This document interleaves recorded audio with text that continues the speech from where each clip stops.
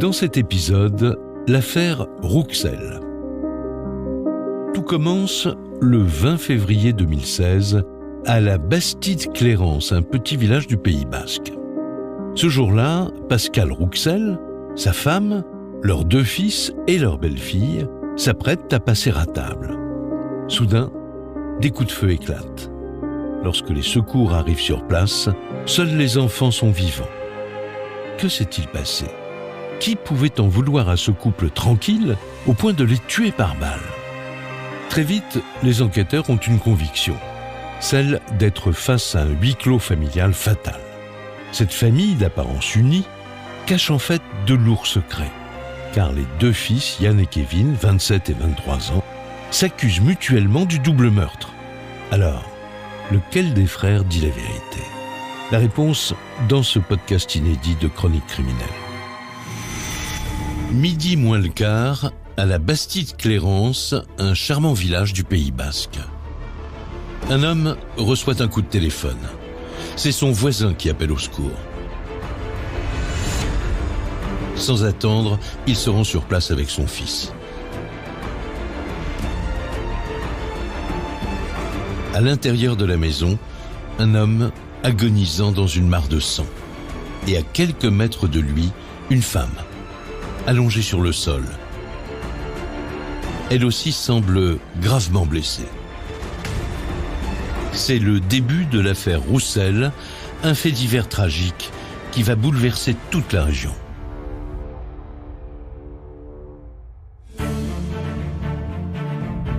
Cette terrible histoire démarre le 20 février 2016 dans un des plus beaux villages de France, la Bastide-Clérance. On est à une vingtaine de kilomètres de la côte basque. Alors la Bastide-Clérance, c'est vraiment un village basque typique. Paul Nicolet, journaliste à France Bleu Pays Basque. On est vraiment dans la campagne basque, très verte, avec des moutons partout. Ce pourrait être la carte postale du Pays Basque.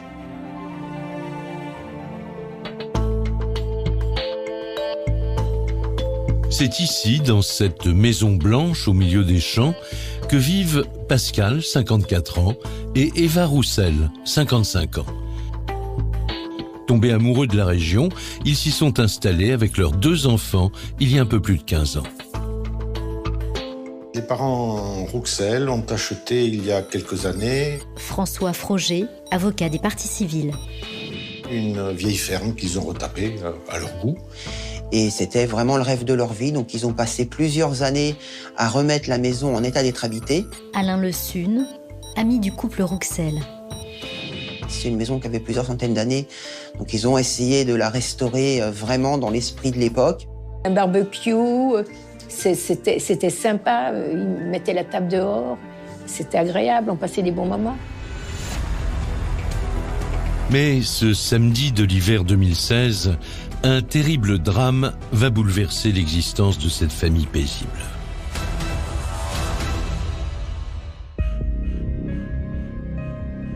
Il est midi moins le quart quand Yann Rouxel, le fils aîné, appelle Bernard Bidegain qui habite la maison voisine.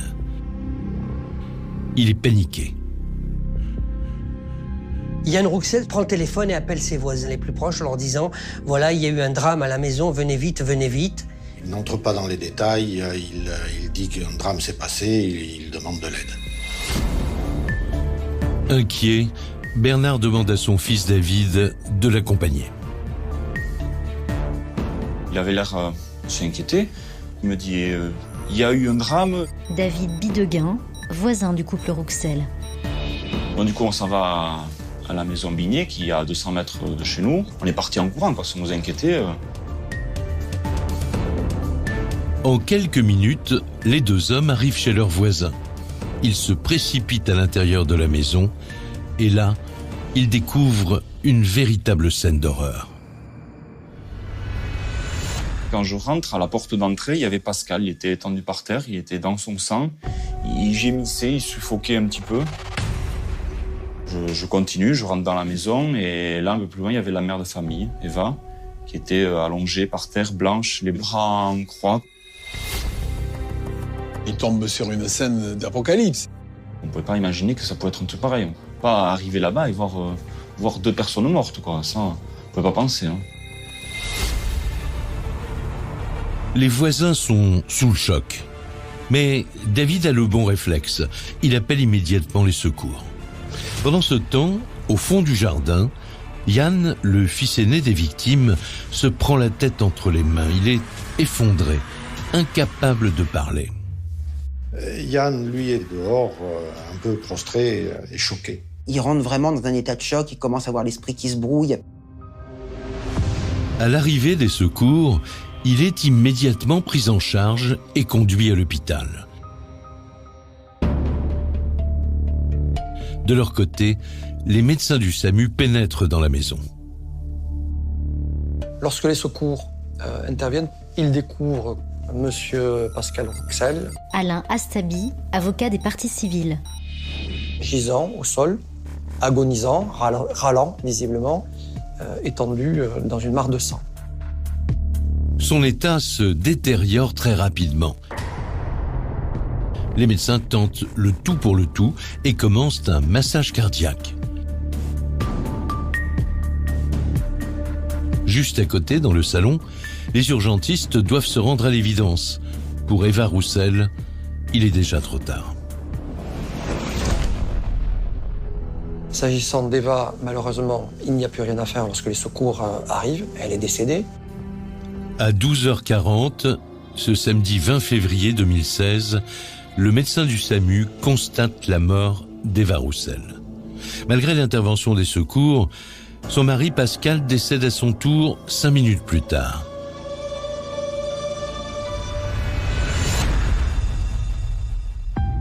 Pour les proches, c'est une véritable tragédie. En début d'après-midi, il y a 2 policiers qui se présentent, un homme et une femme. Et quand je les ai vus arriver, je me suis dit, il y a un drame. Quand j'ai ouvert la porte, j'ai dit, qui est mort? Mais qui est mort? Il ne voulait rien me dire. Qui est mort? Puis d'un seul coup, je dis, mais dites-moi qui est mort. Et lui, il m'a dit, c'est votre fils. Alors là, j'ai eu l'impression que, comme si je recevais une grande pierre sur la tête. Et j'avais plus de réaction. Je pouvais plus, je pleurais même plus. C'est inimaginable, moi, qu'il soit plus là. Je ne peux pas mal. Christian Coustillet, ami du couple Rouxel. C'est un désastre. J'ai presque l'impression que je les verrai venir demain. C'est terrible. Ce qui s'est passé, c'est tellement horrible. Et ils ont... Je repense sans arrêt à la souffrance qu'ils ont eue. Cette souffrance. Parce qu'ils ont mis pas mal de temps avant de mourir.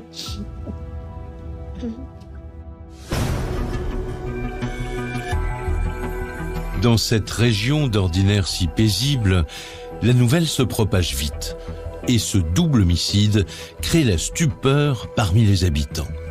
2 d'entre eux sont morts assassinés et le tueur est dans la nature. Les gendarmes d'Hasparren, rarement confrontés à ce genre d'affaires, sont les premiers à s'interroger. Qu'a-t-il bien pu se passer dans cette maison pour en arriver à cette terrible tragédie? Qui pouvait en vouloir à ce point aux époux Roussel? Et pour quel motif?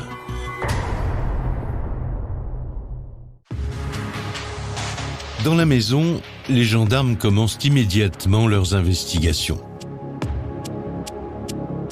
Ils examinent le corps des victimes et l'origine de la mort ne fait aucun doute.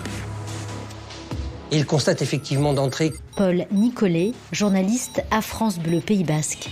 Que les 2 sont morts par arme à feu, mort violente.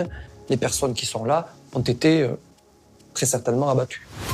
Eva Rouxel n'a reçu qu'une balle, mais celle-ci est fatale. Elle est portée en plein cœur. Eva n'avait aucune chance de s'en sortir. Pascal Roussel, lui aussi, a été liquidé.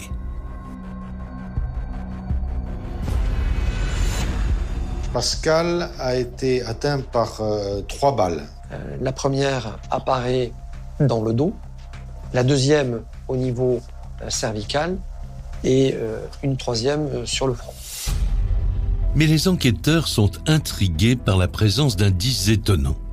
Autour des corps, ils découvrent plusieurs armes à feu. On trouve des armes. Emmanuel Zapirin, avocat de la défense. On trouve un revolver et on trouve 2 fusils. 2 fusils qui sont de part et d'autre du corps de M.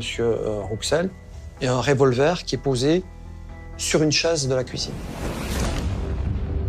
À qui sont ces armes ? Pourquoi y en a-t-il autant ? Et ont-elles servi à tuer le couple ? En examinant les blessures, les gendarmes se disent que les tirs provenaient du revolver. Mais pour en être sûrs, ils envoient les armes au laboratoire pour expertise. En attendant les résultats, leur enquête continue. Et ils sont interpellés par une autre découverte dans la salle à manger. Il y avait une réunion de famille puisque on va retrouver une table qui est dressée. Le gâteau d'anniversaire est sur la table. C'est un anniversaire qui va tourner au tragique. Mais de qui fêtait-on l'anniversaire ? Quelle personne était présente à ce déjeuner ? Et surtout, que s'est-il passé ?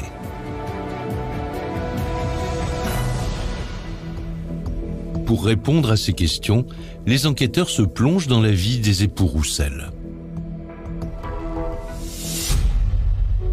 Eva, c'est une fille qui était très gentille. Comment vous dire ? Elle savait ce qu'elle voulait, mais elle était souple, elle était accommodante. Eva, toujours positive, toujours avoir le verre à moitié plein. C'était un calme. Josette Rouxel, mère de Pascal. Il avait énormément de livres et il lisait beaucoup. Pascal était passionné d'histoire, principalement à la période napoléonienne, passionné aussi d'histoire locale. Donc Ils faisaient le même sport tous les deux. Et ils ont sympathisé. Pascal et Eva passent de plus en plus de temps ensemble et très vite, ils doivent se rendre à l'évidence. Ils ne peuvent pas vivre l'un sans l'autre. Ils se sont fréquentés pendant 1 an. Et au bout d'1 an, ils se sont mariés à la mairie. C'était un beau mariage, un très beau mariage. 4 ans plus tard, Yann, leur premier garçon, vient au monde, suivi de Kevin 5 ans après. En 2002, la famille s'installe dans cette ancienne ferme à la Bastide-Clérance. Les années passent et Pascal et Eva s'épanouissent dans cette vie paisible. Ils vivaient en symbiose, cette famille-là. Christian Coustillet, ami du couple Rouxel. Eva, c'était une fille qui rien n'était trop beau pour ses enfants, pour sa famille. Elle faisait tout, elle se coupait en 4 pour eux. Ils adoraient leurs enfants, hein. Ils aimaient leurs enfants. Souvent, ils étaient tous ensemble avec leurs enfants. David Bideguin, voisin du couple Rouxel. Ils allaient à la messe, ils allaient au sport. Beaucoup de choses étaient faites. François Froger, avocat des parties civiles. Dans cette famille, étaient faites en commun. Un couple amoureux, soudé, parents de 2 garçons qu'ils aiment profondément. À première vue, tout va bien dans la famille Rouxel. Mais cette apparente harmonie familiale existe-t-elle vraiment ? Les gendarmes ont encore besoin de creuser la vie du couple. Et un rebondissement va bouleverser leur enquête. Le jour même du meurtre, à la gendarmerie d'Hasparren, les enquêteurs ont la surprise de voir arriver Kevin Rouxel, le fils cadet du couple. Il apparaît totalement paniqué aux enquêteurs. Alain Astabi, avocat des parties civiles. Un propos particulièrement difficile à comprendre. Kevin a une blessure à la jambe, une blessure par balle à la jambe. Il est blessé à la cuisse droite et il se déplace avec difficulté. Devant les enquêteurs médusés, il explique qu'il était présent au déjeuner avec ses parents au moment du drame. On doit fêter l'anniversaire du fils. Paul Nicolet, journaliste à France Bleu Pays Basque. Tout le monde est là. Pascal et Eva Rouxel, les parents, Yann, l'aîné, Kevin, le second, avec sa femme Sophia, et leur petite fille. Kevin fait alors une révélation incroyable aux gendarmes. D'après lui, la famille n'était unique en apparence, car depuis quelque temps, une histoire d'infidélité entre ses parents aurait tout remis en cause. Il dit « Mon père avait découvert que ma mère le trompait. » Le motif qui va être invoqué serait que le couple Rouxel serait en crise. Les gendarmes n'en reviennent pas. Selon Kevin, sa mère aurait eu une relation avec un autre homme. Il raconte aux enquêteurs que, durant ce déjeuner, une dispute aurait éclaté entre ses deux parents. Son père, Pascal, serait alors entré dans une rage folle et il aurait sorti un revolver.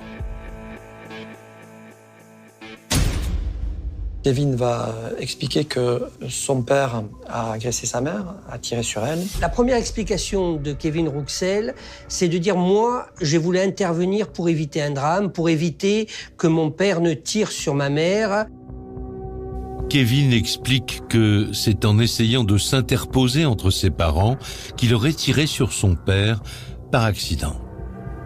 On est suivi une bagarre entre lui et son père, et qu'en cette occasion, il a été blessé de 1 ou 2 balles au niveau de la jambe. Il a été amené à tirer également sur son père. Kevin va nous dire c'est un tir accidentel. Mais les gendarmes doivent interrompre cette audition. Kevin saigne abondamment et le jeune homme doit être transporté à l'hôpital pour y être soigné. Pour les enquêteurs, ces révélations sont un véritable coup de tonnerre. Grâce au récit de Kevin, ils élaborent une première hypothèse. Ce double meurtre serait en fait un drame passionnel. Pascal aurait tué sa femme par jalousie et en voulant protéger sa mère, Kevin aurait accidentellement tiré sur son père.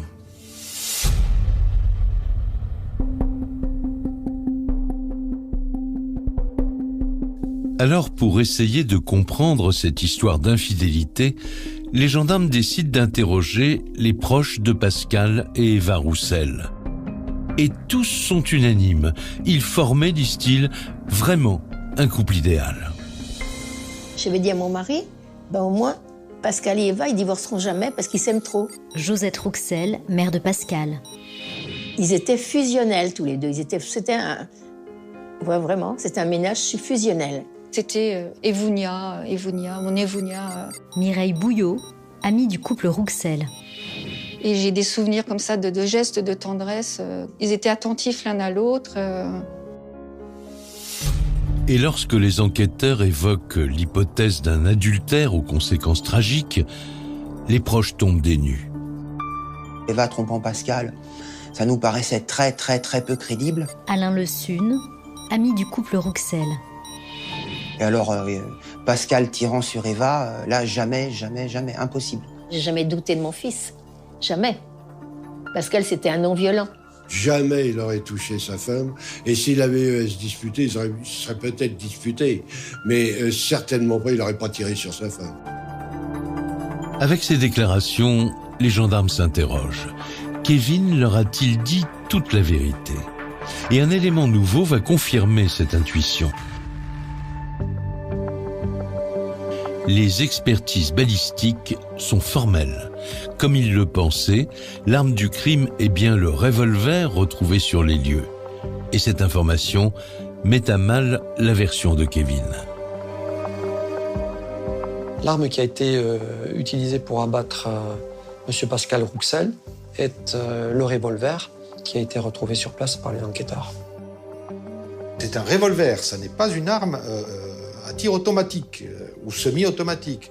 Ça veut dire que pour tirer un coup de feu, il faut faire une manœuvre, relever le chien, il faut réarmer l'arme. Ça ne peut pas être un accident. Avec ce type d'arme, il est improbable qu'un coup de feu parte tout seul. Or, Pascal a été abattu de 3 balles. Les enquêteurs doutent de plus en plus de la version de Kevin. Vous ne tuez pas accidentellement quelqu'un en lui infligeant 3 blessures de ce type. C'est une véritable exécution. Que s'est-il réellement passé au moment du déjeuner? Seule certitude pour les enquêteurs, à part les époux Roussel, Kevin, Yann et Sophia étaient les seules personnes présentes à cet anniversaire. Le meurtrier est donc l'un d'entre eux. Mais lequel? Alors le samedi 20 février 2016, à 17h, soit 5 heures après le drame, les gendarmes les interpellent tous les trois. Yann, Kevin et Sophia vont être placés en garde à vue. Alain Astabi, avocat des parties civiles. Il reste à déterminer quel est le degré de participation, pour avoir été simplement spectateur ou acteur. Il s'agit d'un drame familial. Les enquêteurs ont sous la main l'ensemble des acteurs du drame. Ça, ils en sont convaincus très rapidement. Ils commencent par interroger Kevin. Ils veulent le confronter à ses précédentes déclarations. Pressé de questions, Kevin change soudain de version. Il accable maintenant son frère Yann. Kevin dit, c'est Yann qui a eu effectivement l'idée de tout cela. Frédéric Dutin, avocat de la défense. C'est Yann qui a tiré, c'est Yann. Yann aurait tout organisé. François Froger, avocat des parties civiles. Ça serait le cerveau de l'opération. Kevin explique aux gendarmes qu'il aurait menti par peur de représailles. Les enquêteurs sont sidérés par cette nouvelle. Ce serait donc Yann, l'assassin. Ils interrogent immédiatement Sophia, la femme de Kevin. Elle aussi charge Yann. D'après elle, ce jour-là, il avait un comportement particulièrement inquiétant. Elle explique que celui-ci, le jour de cet anniversaire, est apparu particulièrement tendu, stressé, agité. Tournant comme un fauve en cage, montant à l'étage, descendant, tournant autour des buissons autour de la maison. Yann est interrogé à son tour et il livre un récit totalement différent aux gendarmes. Un récit qui, au contraire, accuse Kevin. Tout le monde est réuni autour de la table pour fêter l'anniversaire de Kevin. Et il nous explique qu'à un moment donné, se sont levés Pascal Rouxel, son père, et Kevin, que ces deux personnes sont dans la cuisine à côté et qu'il va entendre un grand bruit. Sa mère va se lever précipitamment, il va en faire de même, et il va donc se diriger vers la cuisine. Yann raconte aux gendarmes qu'il a vu alors son père au sol et son frère, une arme à la main. Il s'empoigne avec son frère, mais assez rapidement, pour essayer de désarmer. Il n'y arrive pas. Et il se retourne et il voit que sa mère est au sol. Sa mère, devant laquelle il était passé pour entrer dans cette pièce, là maintenant, elle est au sol. D'après Yann, ce serait donc Kevin. Ponce, il s'exprime de manière très mécanique. Paul Nicolet, journaliste à France Bleu Pays Basque. De façon... Les gendarmes sont dans le flou. Yann et Kevin s'accusent mutuellement des meurtres. Lequel des deux dit la vérité? Kevin, dont les différentes versions les font douter de sa bonne foi, ou bien Yann, dont le comportement leur semble suspect? En attendant de découvrir la vérité, le 22 février 2016, 2 jours après le double meurtre, les deux frères sont mis en examen pour assassinat. Et ils sont immédiatement placés en détention.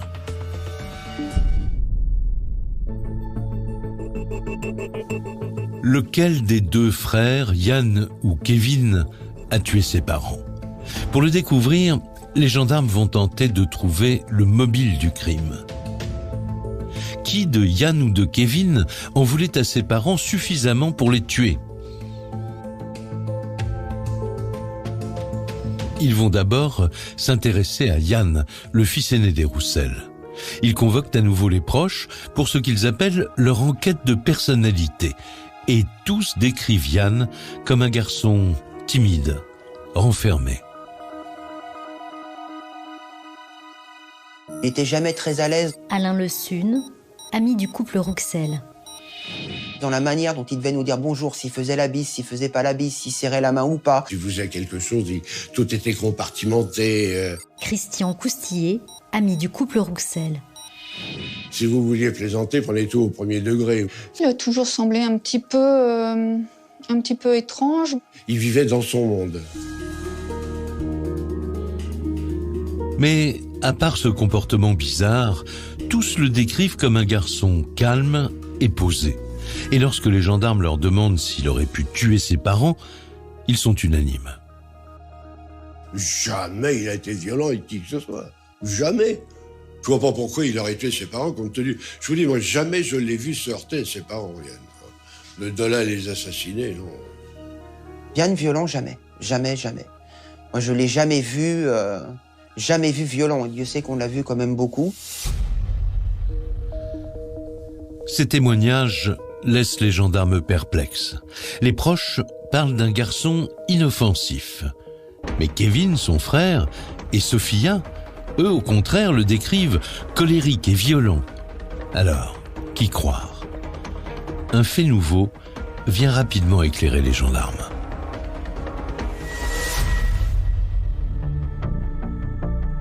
À la maison d'arrêt de Mont-de-Marsan, alors qu'il est incarcéré, Yann est examiné par un psychiatre comme le veut la procédure. Et les conclusions de l'expert font basculer l'enquête. Il va diagnostiquer une forme d'autisme, il est Asperger. Donc Yann, il sait très bien ce qu'il dit, son raisonnement est parfaitement sain. François Froger, avocat des parties civiles. La seule chose, c'est que quand on est dans le domaine de l'émotion, là, il ne fonctionne plus comme vous et moi. Mais sinon, intellectuellement, il n'y a aucun problème. À ce stade de l'enquête, les gendarmes n'ont aucune preuve tangible contre Yann Roussel.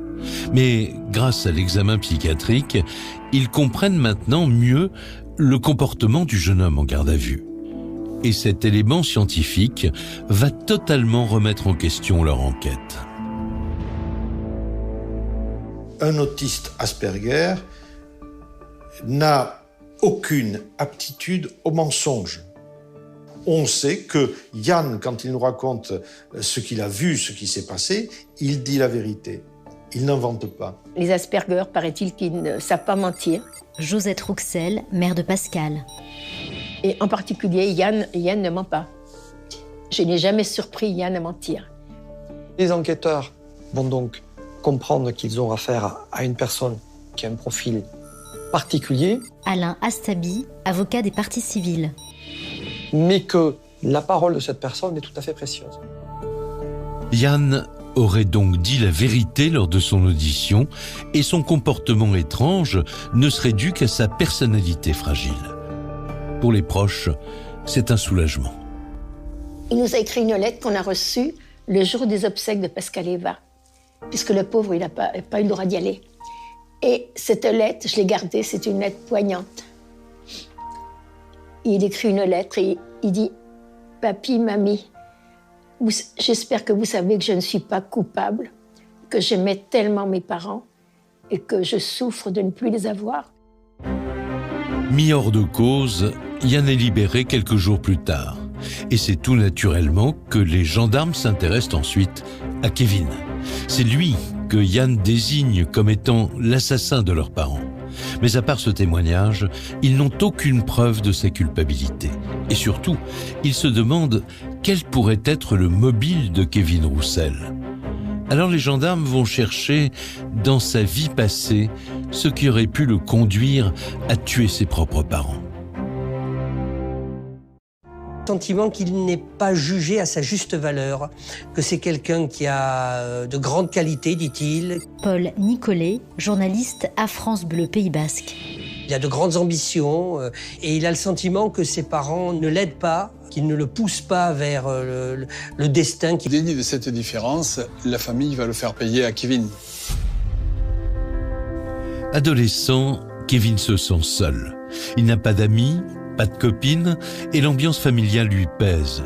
Mais à 18 ans, un événement va bouleverser sa vie. Kevin s'est mis à la recherche d'une petite amie sur Internet. Il y passe tout son temps. Et un jour, ses espoirs vont être comblés. Sur un site de rencontre, il fait la connaissance de Sofia, une jolie blonde de 18 ans comme lui. Sofia est une jeune fille du Kazakhstan qui a été élevée dans une famille tout à fait normale. Ses parents travaillent. Frédéric Dutin, avocat de la défense. Elle travaille dans un hôpital, la mère, et puis le père travaille en qualité d'ingénieur dans une entreprise, dans une usine au Kazakhstan. Elle a eu une éducation essentiellement basée sur tout ce qui est artistique, la danse, la musique, etc. Kevin et Sofia se parlent par écran interposé. Et chaque jour, le jeune homme attend ce moment avec impatience. Il est subjugué par cette jolie blonde. Alors, il était complètement fou amoureux. Il avait une passion pour elle. Kevin était littéralement en admiration devant elle. Christian Coustillet, ami du couple Rouxel. C'était l'amoureux transi. Après 4 mois d'échanges par Internet, Kevin se décide. Il l'invite à le rejoindre en France. Pour son plus grand bonheur, Sofia accepte. Et quelques jours plus tard, en décembre 2011, la jeune femme arrive à la Bastide-Clérance.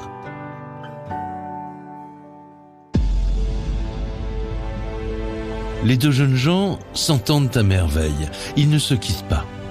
Et moins de 2 semaines après l'arrivée de Sofia, Kevin fait une annonce surprenante à ses parents. Il veut l'épouser. Ma belle-fille m'en téléphone en me disant « Ben voilà, ils ont décidé de se marier. » Je lui dis « Il ne faut pas les laisser se marier. Il a que 18 ans. Et il la connaît depuis quand ?» Ben, elle me dit « Sur Internet. » Mais là, ça fait que 15 jours qu'ils se sont rencontrés. Je lui dis « Quoi, ils se sont rencontrés depuis 15 jours ?» Et j'ai dit, il est hors de question que je vienne à ce mariage. Ce mariage, c'est un mariage de fou. Quand il y a eu cette histoire de mariage, c'était une aberration. Je vais dire à Eva, mais tu te rends compte, ce garçon va se marier, il n'a jamais connu une femme de sa vie. Mais la décision de Kevin est irrévocable. Et le 30 décembre 2011, une vingtaine de personnes, parents, amis et voisins, assistent au mariage de Kevin et Sofia. Le jeune homme est aux anges. Au moment du mariage, Kevin, il est radieux, il est tout content. Alain Le Sune, ami du couple Rouxel. Il a toujours la main à la taille de Sofia, donc il garde bien à côté de lui, comme s'il avait peur qu'elle s'en aille. Tout le temps la prendre dans la main, on dirait presque que c'est fusionnel et qu'ils se connaissent depuis toujours, quoi. Il l'enlace. David Bideguin, voisin du couple Rouxel. Il la garde, on va pas lui voler, quoi. Il danse avec elle, ils sont tout le temps en train de s'embrasser à table. Ouais, on se dit, 15 jours, c'est fou. Et à partir du moment où il vit avec Sofia, il va avoir des difficultés de relation avec ses parents. Alain Astabi, avocat des parties civiles. Puis il va devenir de plus en plus exigeant. Il lui faut de l'argent, il lui faut de la voiture, il veut de l'argent, il veut des biens. De plus en plus, le couple Kevin-Sofia François Froger, avocat des parties civiles. Va exiger des parents une aide financière que les parents donneront de plus en plus à contre-cœur. Il vivait complètement au crochet des parents. Alain Le Sune, ami du couple Rouxel. Clairement. Puis alors là, il venait à l'idée ni à l'un ni à l'autre d'aller trouver un travail. En novembre 2013, les jeunes époux ont une petite fille. Ils quittent alors la maison familiale, mais ils vivent toujours avec l'argent que leur donnent les parents Rouxel. Ils ont trouvé ensemble un appartement à Hasparren. Les parents sont portés caution. Ils ont payé toute la partie du loyer qui n'était pas couvert par les allocations. Donc ils ont continué à les loger à leurs frais. Entre Kevin et ses parents, les rapports sont de plus en plus tendus, toujours à cause de l'argent. La famille raconte d'ailleurs aux gendarmes plusieurs anecdotes qui se seraient déroulées quelques mois avant le double meurtre. On était à un barbecue. Et voilà que ma belle-fille arrive. Elle était jolie, Eva. Elle arrive et elle est habillée tout en blanc. Les cheveux relevés, très mignonne. Josette Rouxel, mère de Pascal. Sophia arrive et puis elle lui dit « Mais qu'est-ce que vous faites jeune? Quand est-ce qu'on va avoir l'héritage ?» Et je me souviens que ma belle-fille, elle s'est mise à hurler. Elle m'a dit « Vous avez entendu, belle-maman ?» Eva m'a expliqué à l'une de ses amies qu'elle va surprendre une conversation en russe entre Sophia et sa mère, conversation au terme de laquelle il est question d'argent et d'héritage. La difficulté, c'est que elle est rapportée par des personnes qui n'ont évidemment pas assisté à cette conversation. Frédéric Dutin, avocat de la défense. Est-ce que d'abord cette conversation a véritablement existé? Sophia la conteste. Mais les gendarmes prennent cette information au sérieux, car d'après leurs calculs, le patrimoine des Roussel est évalué à 1,5 million d'euros.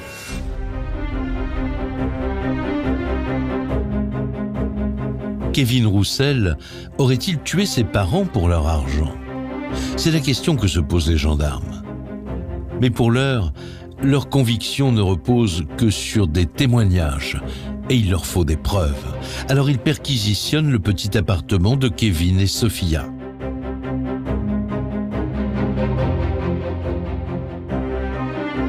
Et un simple bout de papier va faire basculer leur enquête. En fouillant les affaires de Kevin, les gendarmes découvrent un indice intrigant. Une liste d'instructions qui ressemble étrangement à un scénario meurtrier. Kevin Rouxel avait inscrit sur un petit bout de papier Paul Nicolet, journaliste à France Bleu Pays Basque. Tout ce qui devait se passer ce jour-là. Pouf pouf, les enquêteurs ont estimé que c'était les coups de feu. Très précisément, vous avez 3 pouf pouf. Donc les enquêteurs considèrent qu'il était prévu que 3 personnes soient abattues. Pascal, Eva, mais également Yann. Vous avez ensuite sur cette checklist quantité d'opérations qui sont détaillées, opérations selon lesquelles il faut nettoyer la scène de crime. Ce document accréditerait donc la thèse du meurtre prémédité. Et ce n'est pas tout. En fouillant l'ordinateur du couple, les enquêteurs mettent la main sur une commande étonnante. 15 jours avant le meurtre, Kevin avait acheté sur Internet les 2 fusils retrouvés sur les lieux du crime. Il avait dû retirer son colis à la maison de la presse du village voisin. Et en visionnant les caméras de surveillance du magasin, surprise, les gendarmes découvrent que Sophia accompagne son mari ce jour-là. Une coïncidence troublante. Alors, quel est vraiment le rôle de Sophia dans cette affaire? Sophia Rouxel, il y a 2 possibilités finalement.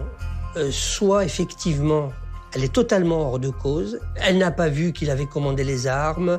Elle n'a pas vu qu'il élaborait un scénario pour mettre fin à la vie de ses parents. Soit, deuxième hypothèse, elle est impliquée dans l'affaire. Après, le degré d'implication, est-ce qu'elle l'a poussé, est-ce qu'elle l'a pas poussé? Pour essayer d'y voir plus clair, la juge d'instruction convoque Sophia pour une audition. Mais la jeune femme assure qu'elle ne savait rien du projet criminel de son mari. Sophia Rouxel, elle nie toute participation à l'élaboration du double parricide. Il n'y a strictement aucun indice ou aucune preuve matérielle contre elle. Il n'y a que des rumeurs, des on-dit, des propos, des mots rapportés. C'est extrêmement ténu. La facilité, c'est de se dire, c'est l'étrangère ou la petite russe qui manipule tout ça, qui a essayé de trouver un pigeon français pour essayer de le plumer. Ça, c'est la facilité, mais ça ne fait pas une culpabilité, la facilité. Faisceau d'indices concordants ou simple ragot, ce sera au tribunal de décider.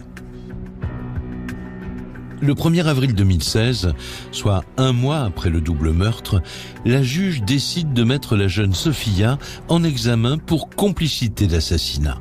Elle est immédiatement placée en détention.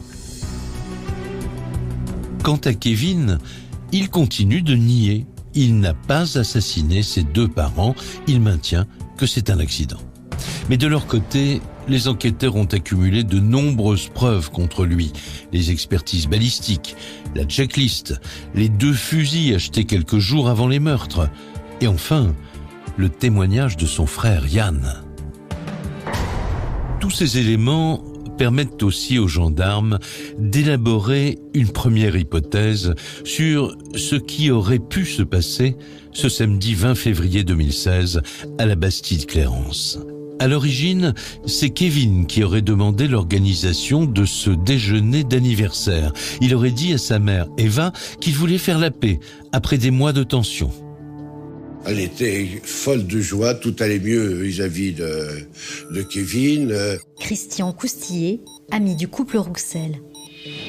Le passé était oublié, c'était un avenir flamboyant qui arrivait, quoi. Kevin, accompagné par sa femme et sa petite-fille, arrive chez les Rouxel à 11h30. Il aurait tué avec lui les 2 fusils dissimulés dans un carton et aussi un revolver caché dans un sac. Eva venait de faire le gâteau d'anniversaire, elle avait mis la table, elle les attendait. Tout le monde se retrouve autour de la table et là, le père se lève, va dans la cuisine, le fils, Kevin Rouxel, le suit. Il est équipé entre les mains d'un sac dans lequel se trouve un revolver. Il le tient de la main droite et il va lui administrer un premier coup. Un premier coup de feu dans le dos du père. Le père se retourne, second coup de feu. Malgré ces 2 balles dans le corps, Pascal est toujours vivant. Mais il y a eu un grain de sable. François Froger, avocat des parties civiles. Pascal Rouxel s'est défendu. Le père s'empare de cette arme. Emmanuel Zapierin, avocat de la défense. Un coup part, traverse la cuisse de Kevin. Mais Kevin aurait pris le dessus et il aurait récupéré le revolver. Il va le mettre à mort. Alain Astabi, avocat des parties civiles. Par un tir, à bout touchant, dans la face, au niveau du front. C'est une exécution. Tout cela se serait passé très vite. Mais dans la salle à manger, les coups de feu auraient affolé Yann et Eva. Sa mère dit « on a tiré sur ton père ». Donc Yann va se précipiter à la cuisine et il va être en confrontation directe avec son frère. Et il voit celui-ci faire feu dans sa direction. La maman de Yann et de Kevin, elle arrive derrière Yann. C'est d'ailleurs pour ça qu'elle prend le coup de feu. La mère s'effondre dans le salon. Kevin aurait alors fui la maison des Rouxel, laissant seul Yann avec ses 2 parents mortellement blessés. Yann aurait alors appelé ses voisins à l'aide.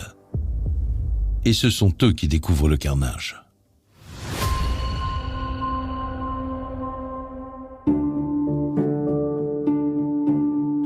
Ce scénario, construit par les gendarmes, reste encore à démontrer car Kevin nie toujours avoir prémédité le meurtre de ses parents.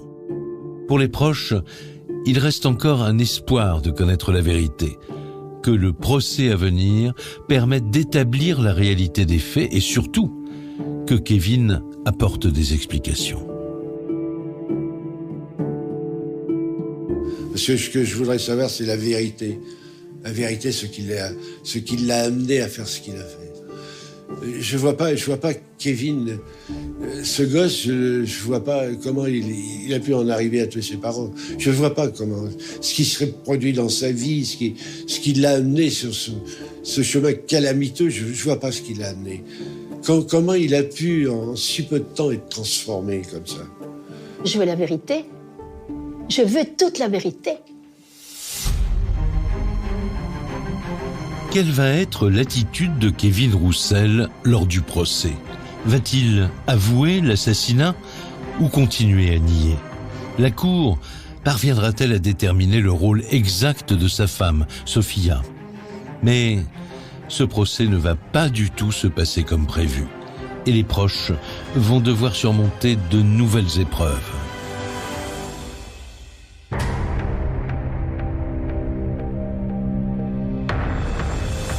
Le 10 décembre 2018, presque 3 ans après le double meurtre de Pascal et Eva Roussel, s'ouvre le procès de Kevin et Sophia à la cour d'assises de Pau. Pour ce double assassinat, ils risquent tous les deux la réclusion criminelle à perpétuité. Un enjeu de taille, surtout pour Sophia, car dans cette affaire, les preuves matérielles contre la jeune femme sont minces. Chacun joue sa peau quelque part. Paul Nicolet, journaliste à France Bleu Pays Basque. Et il y a beaucoup de tensions, une très forte attente. Toute la question est de savoir s'il est tout seul en cause ou si son épouse est partie prenante. Sophia, elle a une carte à jouer, elle. Elle a d'autant plus une carte à jouer que Kevin l'a toujours dédouané de toute responsabilité. Il a toujours dit « Ma femme n'est aucunement impliquée dans les faits ». Interrogée, Sophia maintient qu'elle n'était au courant de rien. Quant à Kevin, après avoir accusé son frère, il est revenu à sa première version. C'est juste un accident. Il n'a jamais voulu tuer ni sa mère ni son père. Les jours passent, les proches défilent à la barre, évoquant la mémoire des parents disparus. Dans le box, Kevin s'effondre peu à peu. Le 5e jour, lorsque Josette Roussel vient déposer à la barre, elle supplie son petit-fils de tout dire. Et submergé par l'émotion, Kevin craque. Je lui ai dit, tu dois dire la vérité, tu dois le dire. Josette Roussel, mère de Pascal. Et alors, il a eu un choc, et là, Kevin s'est mis à dire la vérité. Il va expliquer que oui, il est responsable de la mort de ses parents. Oui, il a élaboré la stratégie pour mettre en œuvre tout ça. C'est un véritable coup de théâtre. Kevin Roussel avoue l'assassinat de ses parents. Il raconte tout le scénario en détail. Et tout est exactement comme les enquêteurs l'avaient deviné. Je reverrai toujours cette scène. Il est en train d'expliquer comment. Il a l'arme dans les mains. Mireille Bouillot, amie du couple Roussel. Face à son père. Là, il est en train d'avouer tout, mais vraiment tout. Il s'exprimait effectivement de manière saccadée, en s'arrêtant parce qu'il était submergé par l'émotion. Alain Le Sune, ami du couple Roussel. J'ai senti que c'était pas fin. C'est-à-dire qu'il croyait en ce qu'il racontait et en tout cas c'était sa vérité, oui. Là c'était la vérité. Mais ses aveux ne s'arrêtent pas là. Et contre toute attente, il accuse aussi sa femme, Sophia. Il a lâché le morceau, comme on dit vulgairement, et il a expliqué que ça faisait des mois qu'ils avaient prévu, avec sa femme, avec la complicité de sa femme, de tuer les parents. L'idée est venue comme une petite graine qui a été semée par quelqu'un, peut-être les deux en même temps d'ailleurs. François Froger, avocat des parties civiles. Et il a expliqué que c'était devenu le principal de leur discussion. Il ménage son petit effet en nous faisant une révélation apocalyptique. Frédéric Dutin, avocat de la défense. À l'issue d'une semaine de procès. Mais où est la part de vérité ? Car Kevin charge Sophia. Dans le box, elle est sous le choc. Elle s'effondre, Sophia. Elle pensait que elle serait effectivement mise hors de cause par son mari parce qu'elle n'y est strictement pour rien. Là, elle est prise d'un malaise. Elle s'évanouit. Ce qui suspend l'audience. Le procès est arrêté. Sophia est transportée à l'hôpital pour être soignée. Kevin Roussel, quant à lui, est reconduit dans sa cellule.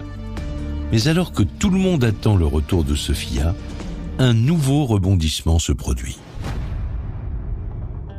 Au bout d'une demi-heure... Emmanuel Zapirin, avocat de la défense. J'ai quelqu'un de la pénitentiaire qui vient me voir et qui me dit « Votre client a essayé de se pendre ». Kevin Rouxel, nous dit-on, fait une tentative de suicide dans la cellule du palais de justice de Pau.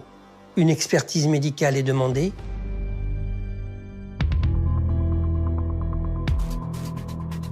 Le procès s'arrête, il doit reprendre le lendemain matin. Mais durant la nuit, Kevin va de nouveau tenter de se suicider. Il est alors immédiatement hospitalisé en psychiatrie. La présidente ordonne le renvoi du dossier. C'est un coup de tonnerre pour Yann, pour toute la famille. Le procès est annulé et dans l'attente d'un nouveau procès, Sophia est libérée. 6 mois plus tard, le 17 mai 2019, la cour d'assises de Pau est de nouveau réunie pour juger l'affaire Rouxel. Mais à la surprise générale, Kevin n'est pas dans le box. Quelques jours avant, il avait tenté de se suicider. Les médecins ne vont pas donner l'autorisation. Ils estiment qu'il n'est pas en état de suivre un nouveau procès. Le procès est donc à nouveau renvoyé. On se demande si ce procès de la Bastide-Clérance aura lieu ou non un beau jour. C'est quelque chose de tellement lourd, tellement fort que... Il y a des moments, je me dis, mais comment je tiens le coup? Je ne sais pas pourquoi je tiens le coup. Josette Rouxel, mère de Pascal. Je pense sans arrêt à eux, à mon fils qui était un très bon fils, qui était un fils adorable. Il me manque tous les deux d'ailleurs.